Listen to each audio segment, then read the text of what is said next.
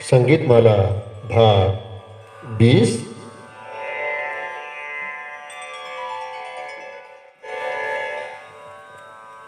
आज का विषय वाद्य है। हमारे वाद्यों का ऐतिहासिक अवलोकन करें तो हम देखते हैं समस्त विश्व में भारतीय संस्कृति सर्वाधिक प्राचीन है। इसके किसी भी विषय या विशेषता पर ऐतिहासिक दृष्टि से विचार करने पर पूर्व काल से लेकर आज तक उसमें यदि हम चर्चा करें तो एक नहीं ग्रंथों के भंडार लग जाएंगे। चूंकि चर्चा यहाँ पर वाद्यों की है तो हम उसी पर चलते हैं। गीत की एक सुनिश्चित लय होती है। लय का तात्पर्य उसके काल अर्थात समय से है।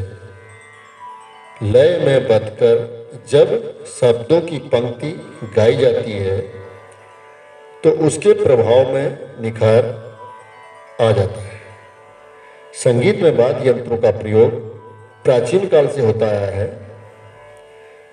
आचार्य भरत ने लय की उपयोगिता बताते हुए कहा है कि गान के बीच में विश्राम, हाथों का संचालन, गति या लय, ये सब वाद्य यंत्रों के द्वारा ही संभव हुआ। किसी भी संगीत के वातावरण निर्माण में वाद्य यंत्रों का महत्वपूर्ण योगदान हमेशा से रहा है। पाठ पूर्ति के लिए भी वाद्य यंत्रों का उपयोग किया जाता है। वाद्यों के प्रथम ग्रंथकार नारद और स्वाति माने गए। भरत मुनि ने नाट्य शास्त्र में इस तथ्य का उल्लेख भी किया है। वाद्याध्याय के आरंभ में भरत मुनि कहते हैं कि स्वाति और नारद ने मृदंग, पणव, दुर्दुर आदि अनवद्य वाद्यों और अन्य वाद्यों के भी विस्तार पूर्वक सुस्पष्ट लक्षण और वादन क्रम बताए हैं। वाद्यों की जब चर्चा करते हैं हमारे वेदों में, पुराणों में, रामायण काल में, महाभारत काल में, उसके बाद जितने भी समय के साथ जितने पड़ाव आए उसमें नृत्य रंग की चर्चाएं तो नहीं है। वाद्य यंत्र हमारे सारे देव दानव सभी संगीत में कहीं ना कहीं से जुड़े थे। लव कुश के हाथ में हम लोग वीणा देखते हैं। सरस्वती का वो पूजन करते थे। रावण जो प्रकांड थे उनकी चर्चा होती है तो रावण हत्ता उन्होंने बनाया कहते थे गजवादी जो है। इस प्रकार वाद्य यंत्र तो छूट ही नहीं पाते हैं। वैसे भी मानव जन्म के साथ वह आवाजें जिनको उसके कर्ण प्रिय लगे, जो उसको उनको सुनने के लिए कौतूहली के रूप में सही, उन्होंने कहीं पत्थर लकड़ी को बजाकर आपस में उनकी टकराहट से जो ध्वनियाँ, जो साउंड उसको अच्छी लगी। इस प्रकार से वाद्य यंत्र बनते चले गए। वाद्य 4 प्रकार के माने गए हैं: तत्, आनद्य, सुशील एवं घन। अब इनकी अगर हम संख्या में आएंगे तो हजारों हैं, लेकिन हम संक्षेप में इसको जाने। तत्वाद्य, वाद्यों में तंत्री वाद्य को तत् कहा जाता है, अर्थात तार अथवा तांत द्वारा जिन वाद्य यंत्रों से स्वर उत्पन्न होते हैं उन्हें तत्वाद्य कहते हैं। तंत्री वाद्य भी इनको कहा जाता है। नाट्य शास्त्र में तंत्री वाद्य का उल्लेख करते हुए कहा गया है कि वीणा के तारों से निकलते जो 7 स्वरों की जो उत्पत्ति होती है वह तंत्री है। तत्वाद्यों में अलापिनी, ब्रह्म वीणा, किन्नरी, लघु किन्नरी, विपंची, वल्लकी, ज्येष्ठा, चित्रा, घोषवती, जया, हस्तिका, कुब्जिका, कुंभी, सारंगी, परिवादिनी, त्रिशवी, शतचंद्री, नकुलोष्टी, धवसी, औडुंबरी, पिनारी, विबंध, शुष्क, गदा, वारणहस्त, रुद्र, सनमंडल, कपिलास, मधुयंती, घोषा आदि तंत्रीवादी वाद्य यंत्रों को तत्वाद्य कहा गया है। वीणा प्राचीनतम वाद्य यंत्र है। इसके विभिन्न रूपों का उल्लेख इसकी प्राचीनता व महत्व का साक्षी है। तंत्रीवाद में भी इसके दो हम शाखाओं में कई बार चर्चा कर लेते हैं। तंत्र जो तार से बनता है, गज, जैसे सारंगी हमारे वहाँ है, जो धनुष आकार से घिस के जो बनाया जाता है, वो भी सब इसमें समाहित हैं, इसी वाद्य यंत्र की श्रेणियों में आ जाएंगे। अब चर्चा करते हैं आनंदवाद। अवनद्यवाद भी कहते हैं। आनंदवाद सुनिए। जिन वाद्यों में चमड़े पर आघात करने से स्वर उत्पन्न होता है वे आनंद या अनवद्य वाद कहलाते हैं। प्राचीन आनंदवादों में मृदंग या मार्दल या मद्दल, मुरज, पणव, दुरदुर, हुडका, पुष्कर, घट, डिमडिम, ढक्का, ढकुली, सेवका, झल्लरी, ढाक, त्रिवली, भैरी, निश्चाण, तुम्बकी आदि हैं।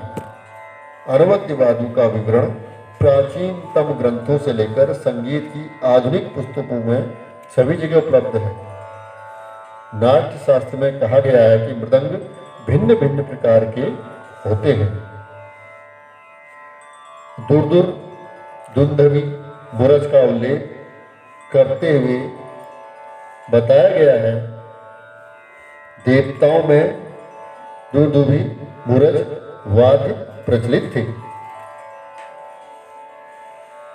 झल्लरी, भैरी, पटहर, झंझा का उल्लेख करते हुए नाट्य शास्त्र में कहा गया है कि लकड़ी एवं धातु के वाद्य झल्लरी, पटहर, चर्मवाद हैं।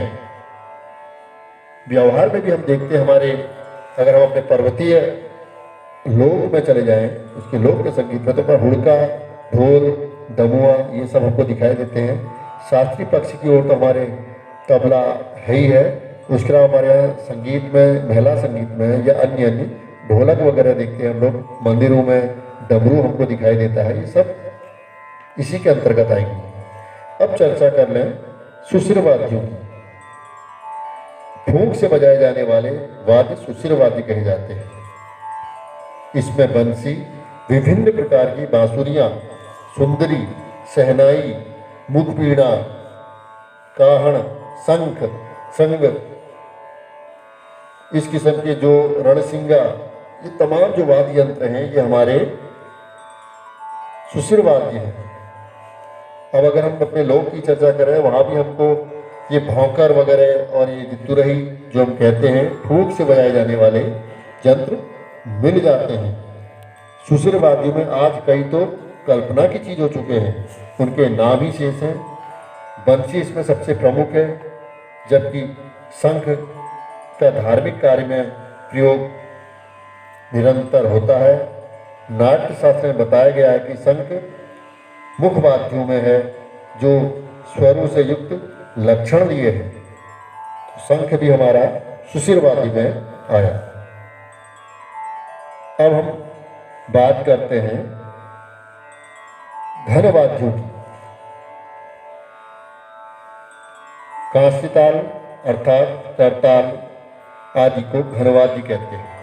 इसमें ब्रह्म ताल, कांस्यताल, घंटा, क्षुद्र घंटा, जय घंटा, कमरा, शक्तिपट्टा आदि हैं।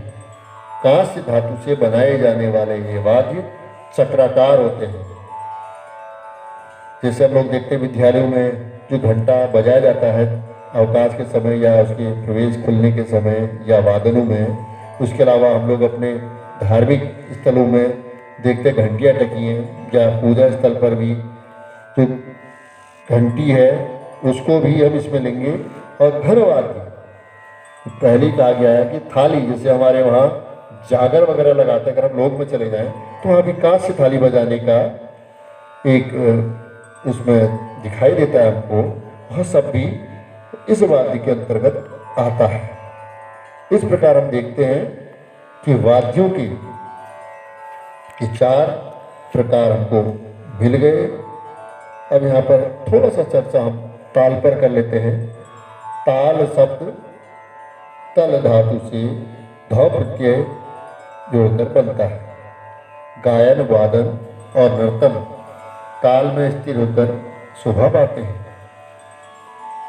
संगीत के क्रियात्मक रूप में लगने वाले समय को नापने के साधन को ताल कहते हैं, जो कि विभिन्न मात्राओं, विभागों, ताली और खाली के सुयोग से बनता है। लय ताल का प्राण है। ताल की उत्पत्ति लय से होती है। सामान्यतया लय 3 प्रकार की होती हैं: मध्य लय, द्रुत लय, विलंबित लय। मध्य लय जानिए, एक साधारण मनुष्य की नाड़ी जिस गति में चलती है उस चाल को सामान्यतः मध्य लय कहा जाता है। इस लय में विशेषकर छोटे ख्याल, भजन, ठुमरी इत्यादि गाए जाते हैं। द्रुत लय, द्रुत का अर्थ तेजी से है। मध्य लय से दुगनी तेज गति को साधारण रूप से द्रुत लय कहते हैं। इसमें छोटे ख्याल व तराने गाए जाते हैं। विलंबित लय, विलंबित का अर्थ मंद गति के लिए है। मध्य लय से आधी गति को विलंबित लय कहते हैं। विलंबित लय की गति अत्यंत धीमी, मंद होती है। तो आज की चर्चा में इतना ही। इस क्रम को और आगे बढ़ाएंगे, व्यवहार में करेंगे, करके देखें तो संगीत सागर का